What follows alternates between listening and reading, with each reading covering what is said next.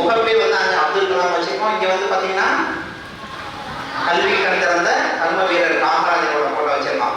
அங்கே படிச்சு சாதனை பண்ண ஒரு விஞ்ஞானி, இங்கே ஒரு படிக்காத மேதை. 2 பேருமே நமக்கு வந்து ஒரு உதாரணம் சொல்றது. சரிங்களா? அவங்க மனசில் வச்சுட்டு வாழ்க்கையில் நிறைய சாதிக்கணும். இந்த சேஃப்டி பற்றி ஐயா சொன்னதுனால வந்து இன்னைக்கு நிகழ்வு அதுவாக இருக்கிறதுனால என்னோட ஃபியூ டெக்னிக்ஸ். சரிங்களா? எப்பயுமே டிராஃபிக் ரூல்ஸை மதிக்கணும். நீங்கள்லாம் பெரிய பிள்ளைங்களான பிறகு 18 இயர்ஸ் மேலே லைசன்ஸ் வாங்கிட்டு தான் வண்டி ஓட்டணும். அது கடையிலலாம் வண்டி எடுத்து பழகலாம். வண்டி ஓட்டிட்டு மெயின் ரோட்டில் போயிட்டு பிரச்சனைகளுக்கு உள்ளாக்காதீங்க. அது 18 இயர்ஸ்னா 18 இயர்ஸ், 18 வயசுக்கு அப்புறம் தான் லைசன்ஸ் வாங்கி தான் வண்டி ஓட்டணும். சரிங்களா?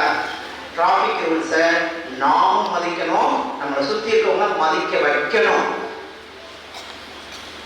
மதிக்க வைக்கணும். யாராவது ஃபாலோ பண்ணேன்னா நம்ம சொல்லக்கூடாது அவங்களுக்கு அவ்வளோதான் அறிவுன்னு சொல்லி போகக்கூடாது. நின்று அவங்களுக்கு டீச் பண்ண லெசன். இன்னைக்கு நம்ம குழந்தைங்க நிறைய பேர் பண்ணிட்டு இருக்காங்க. முதல்ல நீங்க செய்ய வேண்டியது என்ன அப்படின்னா, உங்க அப்பா பைக்ல ஏறி உட்காந்து வாடா போலான்னு சொன்னா வச்சுக்கோ, முதல் ஹெல்மெட்டை போடு. யாருக்கு சொன்னோம்?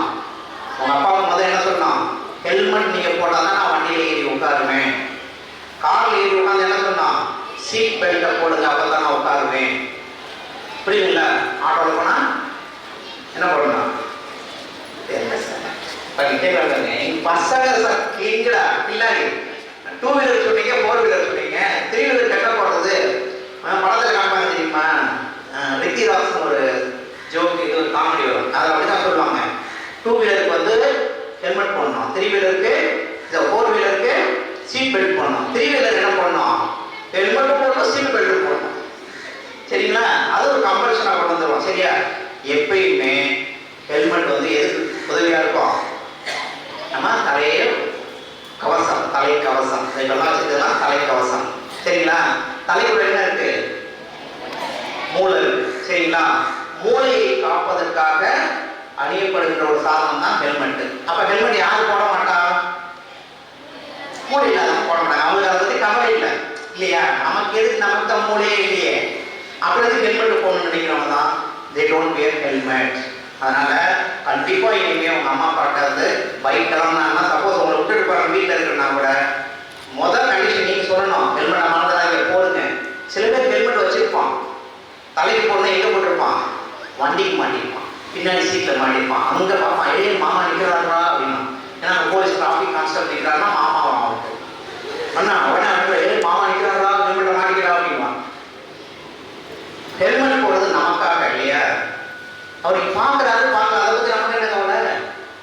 ஹெல்மெட் போடாம வண்டி எடுக்கக்கூடாது. அதை பாருங்க, சைட் ஸ்டாண்ட் போட்டுட்டே சில பேர் வண்டி எடுத்து ஓடுவாங்க, மறந்துடுவாங்க சைட் ஸ்டாண்ட் எடுக்க. அதை சொல்லுங்க. நீங்க பார்க்க யாராவது பார்த்தீங்கன்னா ரோட்ல போறாங்கன்னா காட்டில் போறான் அவனுக்கு நமக்கு என்ன அப்படின்னு நினைக்காம நீங்க 2 வீலர் போறீங்க, உங்க அப்பாட்ட சொல்லி அப்பா அந்த வண்டியை ஓவர்டேக் பண்ணி கொஞ்சம் நிறுத்துங்க, இல்லை அவங்க சொல்லுங்கன்னு அவங்கள சொல்லி சைட் ஸ்டாண்ட் எடுத்து விடுங்க அப்படின்னு சொல்லுங்க. சில பேர் சைட் ஸ்டாண்ட் போட்டுட்டே போவாங்க, போகும்போது நல்லா தான் இருக்கும். ஒரு டேர்னிங்ல திரும்பும்போது என்ன ஆகும்? அப்படி படுக்கி அடிச்சு வண்டி பெரிய ஆக்சிடென்ட் ஆகிடும். உயிரிழப்புக்கு நிறைய காரணமாகும் வெறும் சைட் ஸ்டாண்ட். சரிங்களா? நம்ம இப்போ வந்து நிறைய வந்து ஆராய்ச்சி போட்டியெல்லாம், கட்டுரை போட்டியெல்லாம் வச்சிருக்கோம் நம்ம ட்ரஸ்ட் மூலமா. அதில் இது பற்றிலாம் நீங்கள் ப்ராஜெக்ட் பண்ணலாம். சைட் ஸ்டாண்ட் போட்டால் வண்டி ஸ்டார்ட் ஆகக்கூடாது. எப்படி யோசிச்சு பாருங்க. சப்போஸ் பைக் வந்து கீ வந்து ஸ்டார்ட் பண்ணுறீங்க, ஆல்ரெடி இருக்கு, ஆனால் மாணவர்களாக நீங்கள் யோசிங்க. இப்போ நான் என்ன சொன்னேன்? சைட் ஸ்டாண்ட் போட்டுட்டு வண்டி ஓடக்கூடாது. அப்போ என்ன பண்ணணும்? நான் கீ போட்டு ஆன் பண்ணேன்னா சைட் ஸ்டாண்ட் போட்டுருந்தா வண்டி ஸ்டார்ட்டே ஆகக்கூடாது. அப்போ அவங்களால வண்டி எடுக்க முடியாது இல்லையா? சேஃப்டி கிடைச்சிருச்சு உங்களுக்கு. ரெண்டாவது என்ன பண்ணலாம்? ஹெல்மெட் போட்டுட்டாங்களா போடலையான்னு கண்டுபிடிக்கிறதுக்கு ஒரு மெக்கானிசம். எப்படி வேணாலும் நீங்கள் யோசிங்க. ஹெல்மெட் போட்டுருந்தா தான் வண்டி ஸ்டார்ட் ஆகும், இல்லைன்னா வண்டி ஸ்டார்ட்டே ஆகக்கூடாது. யாராவது ஏமாற்ற முடியுமா? ஹெல்மெட் தூக்கி வண்டி பின்னாடி மாற்ற முடியுமா? முடியாது. ஸோ அதை செய்யுங்க. ஹெல்மெட் போடுறது, சீட் பெல்ட் போடுறது, ரெண்டாவது வந்து சைட் ஸ்டாண்டு. நாலாவது வந்து நீங்கள் போகும்போது நான் எல்லா பெட்ரோல்களையும் நான் சொல்லிக் கொடுக்குறேன், ஆனால் கேட்க மாட்டேங்கிறாங்க. சரிங்களா? நிறைய பெட்ரோல் கேட்க மாட்டேங்கிறாங்க. ரெட் சிக்னல் போட்டுட்டு நீ ஆனால் பின்னாடி வண்டி அந்த ஆரம்பிப்பாங்க அப்படின்னு பொருளாதார ரெட் சிக்னல் தான் அவ்வளோ பேர் போறாங்களா? போ. அவ்வளோ பேர் முட்டா, நானும் முட்டாளா போகணுமா? போகணும். எனக்கு பெரிய சண்டையே நடக்கும். அவங்க நம்ம முட்டாளாக்க ட்ரை பண்றாங்க, முயற்சிக்காதீங்க. ரெட் சிக்னலா வெயிட், அவன் உங்களை ஒன்றும் செய்ய முடியாது, அடிக்க முடியாது, ஒன்றும் செய்ய முடியாது, பேசாம நில்லுங்க. ரெட் சிக்னல் விழுந்தா வண்டி ஆட்டோமேட்டிக்கா நிறுத்தி ஆகணும். எல்லோ சிக்னல் விழுந்தா போறதுக்கு அர்த்தம் கிடையாது. எல்லோ சிக்னல் கூட என்ன இருக்கும்? ரெடி, அவ்வளவுதான், உனக்கு அடுத்து ரெடி, உனக்கு சிக்னல் கிடைக்க போகுதுன்னு. அதான்